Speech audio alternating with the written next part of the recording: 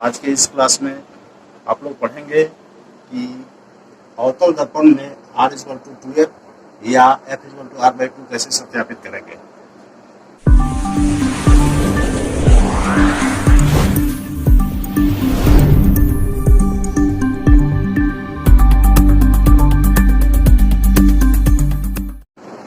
यहाँ दिया हुआ है एक अवतल दर्पण, इसका फोकस मान लीजिए यहाँ F है। ठीक इसकी दुगुनी दूरी पे वक्रता केंद्र C होगा। हमें फोकस और पोल के बीच की दूरी को हम जानते हैं कि फोकस दूरी कहा जाता है, जिसको छोटे f से स्मॉल f से सूचित करते हैं। यहाँ पोल है, इसके ठीक सामने ला लेंगे, ये f हो जाएगा। यहाँ C वक्रता केंद्र है, इसके नीचे ये C और P पोल के बीच के का जो डिस्टेंस है, वो दूरी है, उसको R से सूचित करेंगे।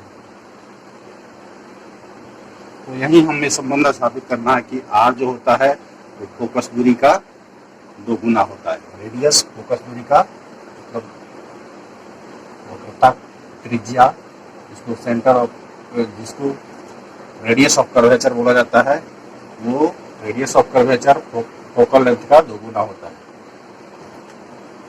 पहले यहाँ हम कुछ आवश्यक चीजें जो दी हुई है वो लिख लेते हैं। माना कि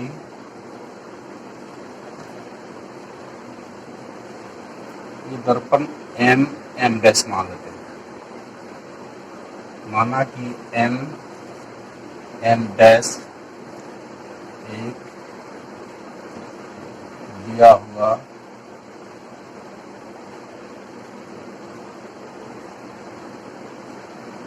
अवतल दर्पण है।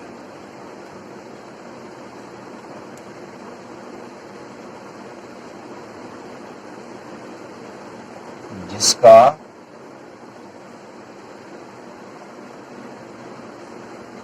फोकस F तथा वक्रता केंद्र C है।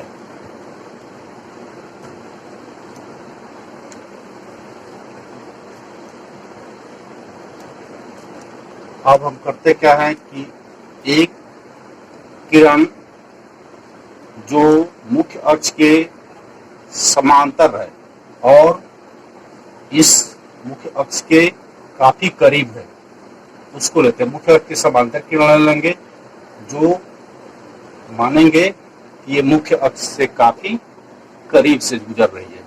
तो यहाँ आएगी, दर्पण से टकराने के बाद फोकस से होकर गुजरेगी।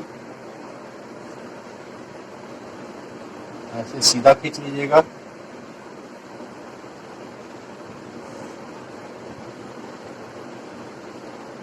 ये आपतित हुई, इस तरह से परावर्तित हो गई। अब यहाँ C से यहाँ जो जिस बिंदु पे ये किरण आपतित हुई है, इस बिंदु को हम B मान लेते हैं। तो C से D को मिलाते हुए एक रेखा खींच लेते हैं।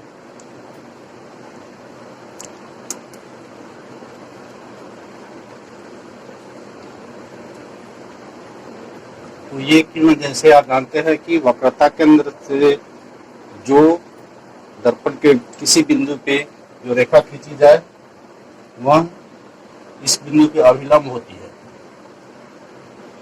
तो ये नॉर्मल हो जाएगा, यहाँ पे अभिलंब हो जाएगी। तो ये आपतित किरण होगी। ये आपतित किरण जो ये अभिलंब के साथ कोण बनाएगी, इसको आपतन का कोण I से सूचित करेंगे, और ये परावर्तित किरण जो अभिलंब के साथ कोण बनाएगी, उसको R से सूचित करेंगे।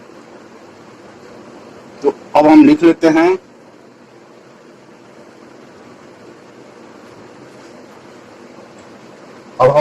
हैं कि ये किरण लिए है। माना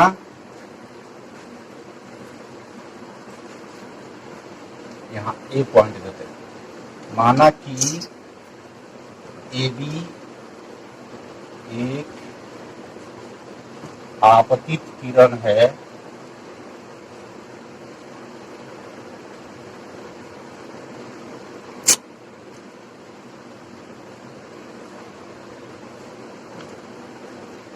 जो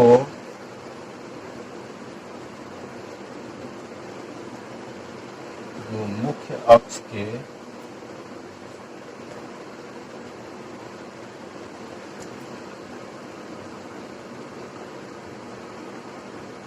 अति निकट है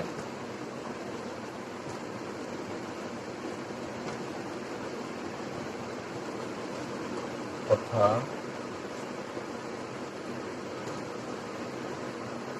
दर्पण से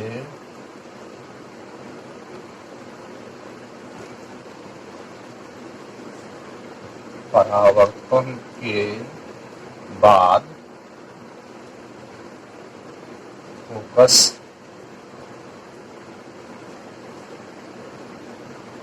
एफ से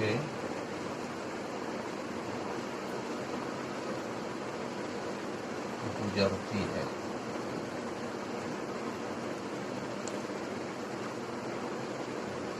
वक्रता केंद्र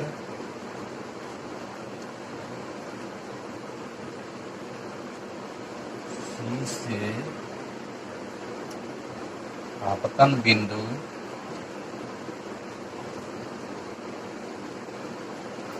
बी को मिलाया।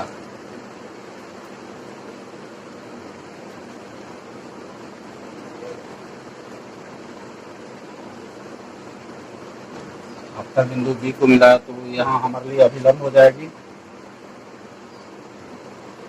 इस प्रकार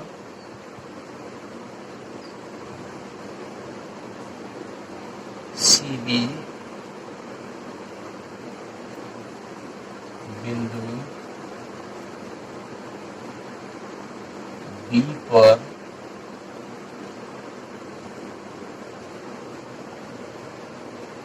अभिलंब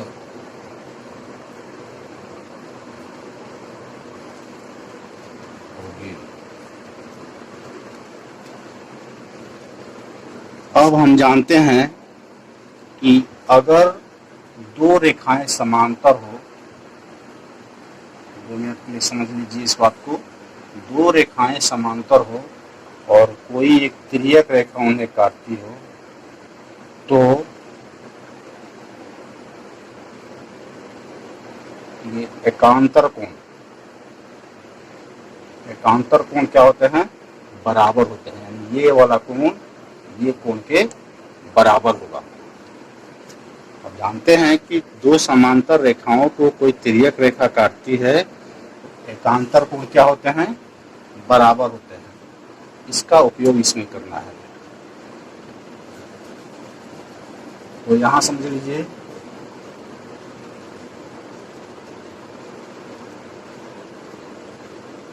दर्पण के परावर्तन के नियम से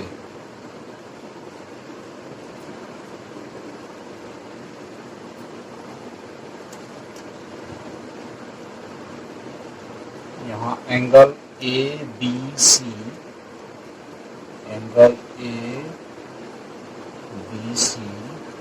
बराबर हो जाएगा एंगल बी सी एफ। परावर्तन के नियम से एंगल ए बी सी यानी आई बराबर होगा सी बी एफ के। एंगल सी बी एफ के, इसको 1 नंबर समीकरण मान लेंगे। पुनः ए बी जो है वो समांतर है सी एफ के, इसलिए सी एफ के समांतर है तथा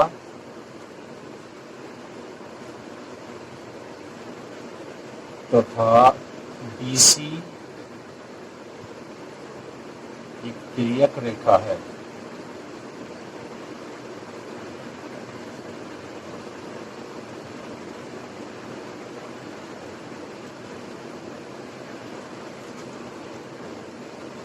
इसलिए एकांतर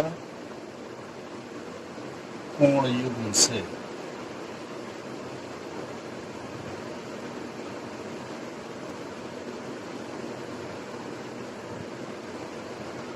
एकांतर कोण युग्म से क्या हो जाएगा? कोण ए बी सी बराबर हो जाएगा कोण बी सी एफ। इसको 2 नंबर समीकरण मान लेंगे।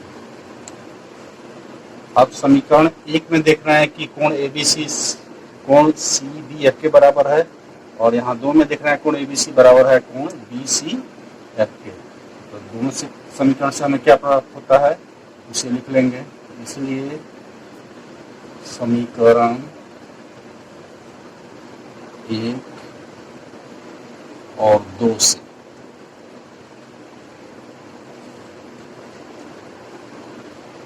कोण ए सी बी एफ कोण सी बी एफ बराबर कोण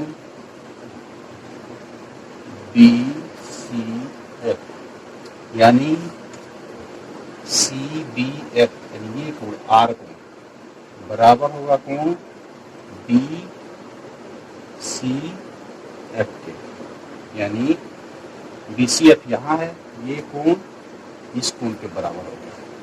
तो जब दो ये यहाँ इस त्रिभुज में देख रहे हैं कि त्रिभुज बी सी एफ में हम देख रहे हैं कि ये कोण इस कोण के बराबर, तो यहाँ समद्विबाहु त्रिभुज हो गया। और समद्विबाहु त्रिभुज की सम्मुख भुजाएं भी क्या होती हैं?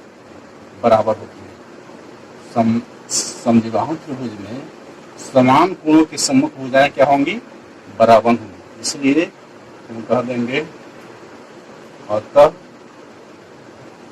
त्रिभुज सी बी एफ एक समद्विबाहु त्रिभुज हो गया। समद्विबाहु त्रिभुज है।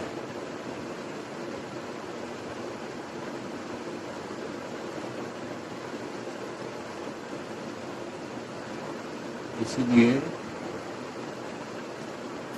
भुजा बी सी बी बराबर होगा भुजा बी एफ, भुजा सी बी सी बी नहीं, भुजा सी एफ बराबर होगा भुजा बी एफ के।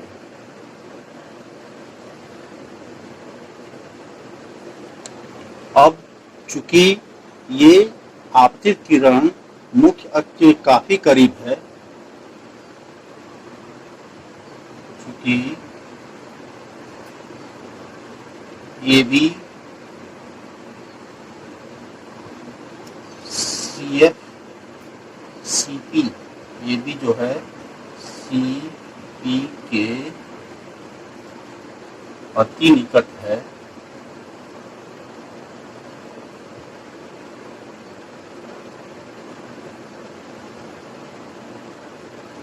निकट है। इसलिए डी एफ जो होगा बी एफ बराबर होगा एफ पी के। इस बात को समझ लीजिए, अगर यहाँ एक बिंदु है और ये एक रेखा है, इसके काफी नजदीक एक और रेखा ली जाए तो यहाँ से जो ये दूरी होगी ना, लगभग इसके ये दूरी के बराबर होगी, इस दूरी के बराबर, क्योंकि ये काफी नजदीक का पॉइंट लिया गया है।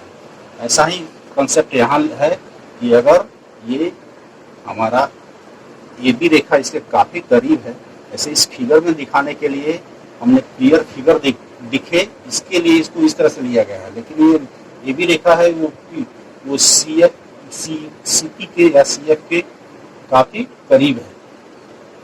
तो यहाँ हम इसलिए ले लिए कि बी एफ हमारा इसके बराबर होगा, क्योंकि ये भी पॉइंट पी के काफी करीब होगा, तो बी एफ एफ पी के बराबर हो जाएगा। तो यहाँ आप अब हमें प्राप्त हो गया कि बी एफ एफ पी के बराबर है। इसको एक और इक्वेशन नंबर 3 मान लीजिए।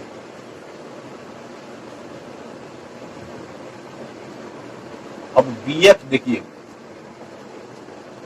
B F C F P के बराबर हो गया और यहाँ बी एफ किसके बराबर था, सी एफ के बराबर। इसको भी एक इक्वेशन मानना पड़ेगा हमें। इसको 3 नंबर इसको मान लेते हैं और ये हो जाएगा 4। तो यहाँ 3 और 4 में हम क्या देखते हैं कि बी एफ यहाँ सी एफ के बराबर है और यहाँ बी एफ एफ पी के बराबर है। इसीलिए समीकरण 3 और 4 से 3 एवं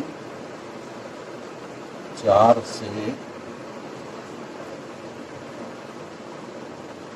सी एफ बराबर हो गया एफ पी के।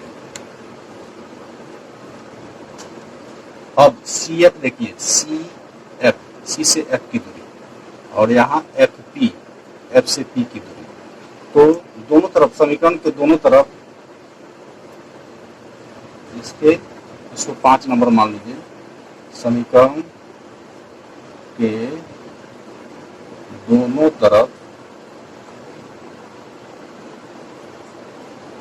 एफ पी जोड़ने पर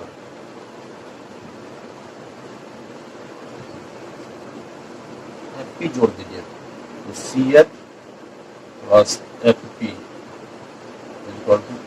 तो पहले से है, एक और एफ पी जुड़ गया।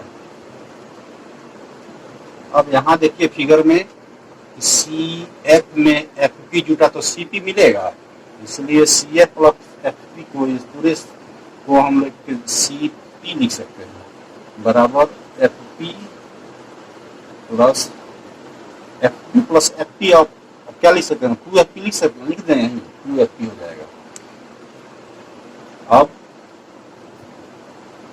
सी पी तथा एफ पी का मान रखने पर